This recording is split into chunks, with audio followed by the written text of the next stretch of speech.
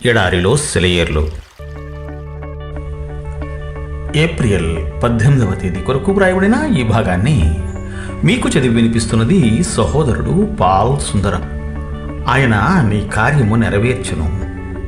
37వ కీర్తన 5వ చరణము.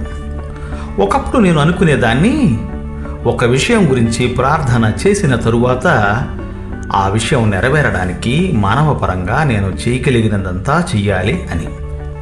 అయితే దేవుడు సరైన మార్గాన్ని బోధించాడు. ఎలాగంటే, నేను చేసే ప్రయత్నాలు ఆయన పనికి ఆటంకాలు తప్ప మరేమీ కాదని, ఒకసారంటూ ప్రార్థించి తప్పకుండా అది జరుగుతుందని నమ్మినట్టయితే ఆత్మలో స్తుతులు చెల్లిస్తూ వేచి ఉండాలని, ఆయన ఏదైనా చెప్తే చెయ్యాలని. కానీ చేతులు ముడుచుకుని కూర్చోవడం, ఏమీ చేయకుండా కేవలం దేవుడి మీద భారం వేసి ఊరకుండటం మనకి రుచించదు. పోరాటంలోకి మనం స్వయంగా దూకాలన్న శోధనను తట్టుకోవడం కష్టం.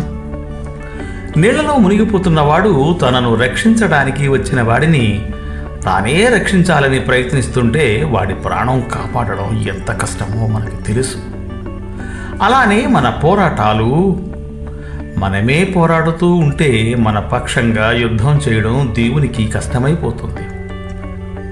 చెయ్యడానికి కాదు, చెయ్యలేడు. మనం జోక్యం కలిగించుకోవడం ఆయన్ని అడ్డగించినట్టే.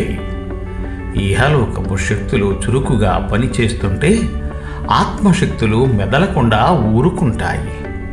ప్రార్థనకి జవాబివ్వడానికి దేవుడు కొంత సమయం తీసుకోవచ్చు. ఈ సందర్భాలలో దేవుడికి మనం అసలు అవకాశమే ఇవ్వం. ఒక గులాబీ పువ్వుకి రంగు వేయడానికి, ఒక దేవదారు చెట్టును పెంచడానికి, గోధుమ పొలాల్లోంచి రొట్టెలు తయారు చేయడానికి కొంత సమయం కావాలి. ముందు భూమిని మెత్తన చేసేయాలి, పదును చెయ్యాలి, ఎరువు వెయ్యాలి, నీటితో తడపాలి, మొలకెత్తడానికి వేడిమి కూడా కావాలి. ఇవన్నీ చేశాక దేవుడు మొలకల్ని మొలిపిస్తాడు. వాటికి ఆకుల్ని, కంకుల్ని అమరుస్తాడు. చివరికి కొంతకాలం గడిచాక ఆకలి కడుపుకి రొట్టెలు తయారవుతాయి.